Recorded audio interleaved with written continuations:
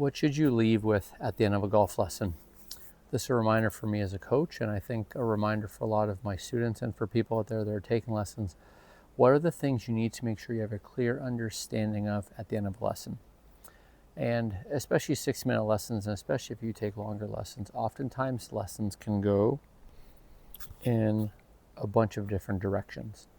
You can touch on different things. There's things that are important. There's things that become not important. There's things that maybe you and your coach thought would work, but they don't end up being the right things.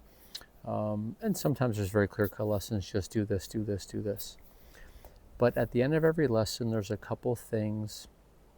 I think there's 3 main questions you should have answers to. What is the biggest issue that we're trying to fix? What's the biggest problem that we're trying to solve? And what should be the end result? So if you have an open club face and the biggest change that you're making is that you're changing your grip, the end result should be that the ball flight's going to change. So you have a way to measure, hey, is this actually working or not? The second thing that you need to have is a clear understanding of how you're going to actually make that change. And if I'm being perfectly honest, this is one thing as a coach that I struggle with, and I constantly have to remind myself, because a mistake that I make as a golf coach is that just because it's in my head, I assume that my students know it. Sometimes we're talking about things, and I also think sometimes for a student, they're afraid to say that they don't know or they don't understand. And oftentimes what happens is they tell me that they understand, but then as soon as they leave the lesson, they don't understand, and then they don't take that information the right way, and then they don't improve. So a clear understanding of how to do it. If you're using a training aid, that's great, but also understand as well what that training aid, what's the proper way to use it? What's the right order of operations? Training aids are very useful, but sometimes we put a training aid on a club or grab the club or the contraption or whatever it is, and we shut our brain on or shut our brain off and we just start making movements. We still need to have a clear intent when using a training aid of exactly what it's supposed to be doing and also what it's supposed to be changing. If you're a person that you're working with your coach and a lot of your changes are feel-based, take the club more inside, take the club more outside, take the club more vertical. You need to make sure you have a very clear understanding.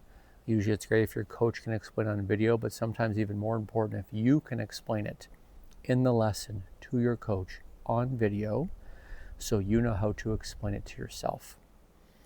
So that once you leave that lesson, if you forget, or a great reminder before you go to a practice session is, okay, I know what the end result should be, and now I have a clear understanding of the training aid that I'm going to use or the feels that I'm going to use and how I'm going to work that in. Another thing that's very important, so I guess it's going to be 4 things now, is the ability to check what you're doing on video to look if we're monitoring or to monitor for success. If you're constantly practicing indoors and you're on a launch monitor, hopefully the version of that is you know what data point you're trying to change. But if you're someone that's practicing outside a lot and you know the end result and you have a clear understanding, if you're not getting the result that you want, the ability to check it on video to say, hey, am I actually making that move? Have I shortened my backswing? Do I actually have my lead wrist in the right spot at impact or at the top of my backswing? The ability to check that is critical. And then the last part, or the 4th thing that you need to leave with, is an understanding of how is this thought going to translate into my pre-shot routine, or essentially how am I going to play golf with this?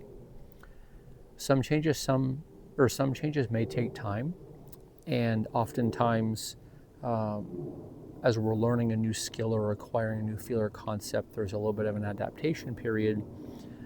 And I think a lot of people are quick to say, well, it mustn't be working because I'm not playing good, or I played bad the day after a lesson.